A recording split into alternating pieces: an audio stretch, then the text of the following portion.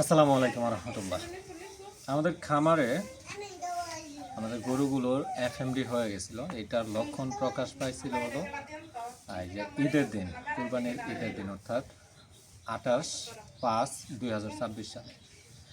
তো এই লক্ষণটা প্রকাশ পাওয়ার সময় মানে প্রথম যে লক্ষণটা প্রকাশ পায় সেটা হলো আমাদের যে কালো গাভীটা আছে, এই গাভীটার তার 2 দিন পরই আমাদের যে বড় গাভীটা সেইটা এবং তার প্রথমবারের যে বকনা বাছুরটা এইটা। তো ধাপে ধাপে এভাবে আমাদের খামারে যতগুলো গরু আছে এবং ছাগল আছে সবগুলো প্রাণীরই এফএমডি হয়ে গেছে। এফএমডিটা যে হয়েছে এটা আমি কি দেখে বুঝলাম, অর্থাৎ আমার গরুগুলোর শরীরে কি কি লক্ষণগুলো প্রকাশ পাইছে। প্রথম যে লক্ষণটা প্রকাশ পাইছে সেটা হলো আমার কালো গাভীটা প্রথমে খাবার খাওয়া বন্ধ করে দিছে, কিন্তু সেদিন আমার যে আরও অন্যান্য গরুগুলো আছে এগুলো সবগুলা গরুই খাবার ঠিকভাবেই খাইছে। তার পরবর্তীতে আস্তে আস্তে সবগুলা গরুই খাবার খাওয়া বন্ধ করে দিচ্ছে, অর্থাৎ সামনে যে ঘাস দিছি ঘাস খায় নাই, দানাদার খাবার দিছি দানাদার খাবারও খায় নাই। তো দ্বিতীয় যেই লক্ষণটা প্রকাশ পাইছে সেটা হলো গরুর যে পায়ের খুর থাকে, খুরের মাঝখানে যে একটু নরম অংশটা থাকে এইখানে ফুসকার মতো হয়ে গেছে। পুরা গেলে যেমন ফুসকা পড়ে ঠিক এইরকমই একটা ফুসকা পড়ার মতো হয়ে গেছে। তৃতীয় যে লক্ষণটা সেটা হলো গরুগুলোর শরীরে 104 থেকে 105 ডিগ্রির মতো জ্বর থাকে। চতুর্থত যেই সিমটমটা আপনারা দেখবেন, গরুটার মুখের যে এই যে গালসিটা আছে বা মাড়িটা আছে, এগুলো যদি এইভাবে দেখতে যান দেখবেন যে এই যে মাড়িগুলো দিয়ে এই পায়ে যেমন ফুসকা পড়ছে এইরকমই প্রায় ক্ষত হয়ে গেছে। তারপরে এই যে সাইটে এই যে গালসি যেটাকে বলি আমরা, এদিক দিয়েও ক্ষত হওয়ার মতো হয়ে যেতে পারে। তো এর সাথে এর পরবর্তীতে আরেকটা যে লক্ষণ প্রকাশ পায় সেটা হলো গরুগুলোর মুখ দিয়ে লালা পড়বে।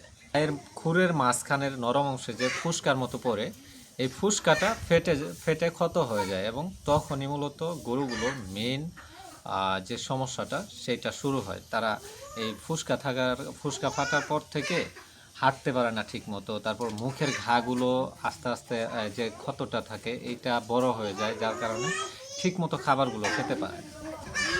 তো এইটুকুলো হলো এফএমডি যদি হয় আপনার গরু, সেক্ষেত্রে আপনার গরুগুলোর কি কি লক্ষণগুলো প্রকাশ পায় সেটা। এখন আমি আমার গরুগুলোকে কি কি চিকিৎসা প্রদান করলাম এই লক্ষণগুলো দেখে। চিকিৎসার মধ্যে প্রথমে যে চিকিৎসা দিতে হয় সেটা হলো আপনার গরুর শরীরে যদি 104 থেকে 5 ডিগ্রি জ্বর থাকে, সেক্ষেত্রে জ্বরটা কমানোর জন্য আপনারা প্যারাসিটামল খাওয়াতে পারেন। যেহেতু মুখে এবং পায়ে ক্ষত থাকে, এই ক্ষতগুলো থাকার কারণে তার শরীরে ব্যথা হতে পারে।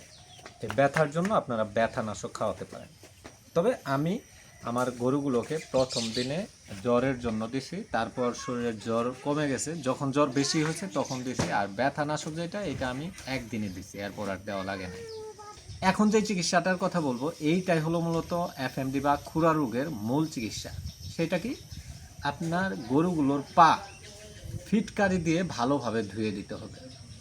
আর মুখেও যেহেতু ক্ষত আছে তার জন্য মুখেও যেহেতু ক্ষত আছে তাই এই মুখের ক্ষতগুলো ঠিক করানোর জন্য মুখে পটাশের পানি দিয়ে স্প্রে করতে হবে।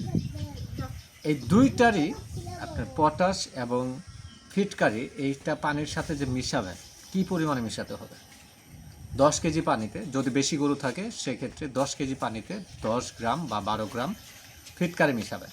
ঠিক এইভাবেই মুখে যে পটাশটা ইউজ করতে হবে সেইটাও আপনি যদি 1 কেজি পানি বানান সেক্ষেত্রে 1 কেজিতে আনুমানিক 1 গ্রামের মতো পটাশ দিতে হবে। এর পাশাপাশি আমি আরেকটা কাজ করছি যাতে ক্ষতগুলো দ্রুত শুকায়, সেটা হলো গরুগুলোকে আমি লেবু খাওয়াইছি। লেবুটা খাওয়ানোর কারণে এদের যে মুখের এবং পায়ের ক্ষতটা এটা দ্রুত শুকাইছে। আরেকটা কাজ যেটা ভুল করে হলেও খামারের গরুগুলোর সাথে করা যাবে না, সেটা হলো কোনো ক্রমে এফএমডি বা এই জাতীয় ভাইরাসজনিত যে রোগগুলো আছে এই রোগগুলো হলে গরুগুলোকে অ্যান্টিবায়োটিক প্রদান করা যাবে না। অ্যান্টিবায়োটিক যদি দেওয়া হয় সেক্ষেত্রে গরুর শরীরের যে রোগ প্রতিরোধ ক্ষমতাটা এইটা ওইভাবে আর কাজ করতে পারে না, যার কারণে তার শরীরে এর প্রভাবটা নেতিবাচক পড়তে পারে। তো অবশ্যই এই কথাটা মনে রাখবেন, আপনার গরুকে যদি আপনি চিকিৎসা হিসেবে জ্বরের, তারপর ব্যথার এগুলো কিছু নাও দেন, অবশ্যই গরুগুলোকে পটাশ দিয়ে মুখ ধুয়ে দিতে হবে, ফিটকারি দিয়ে পা ধুয়ে দিতে হবে। কোনো ক্রমে অ্যান্টিবায়োটিক খাওয়ানো বা ইনজেকশন দেওয়া যাবে না। তো আলহামদুলিল্লাহ আমাদের যে খামারের গরুগুলো আছে এবং ছাগল আছে, এগুলো এখন আলহামদুলিল্লাহ সুস্থ এই চিকিৎসার মাধ্যমে। আশা করছি এফএমডি বা খুরা রোগ সম্পর্কে আপনাদেরকে সঠিক তথ্যটা প্রদান করতে পেরেছি। আজকের মতো ভিডিওটি এখানেই শেষ করে দিচ্ছি। খুব শীঘ্রই দেখা হবে নতুন কোনো ভিডিওতে। আসসালামু আলাইকুম ওয়া রাহমাতুল্লাহ।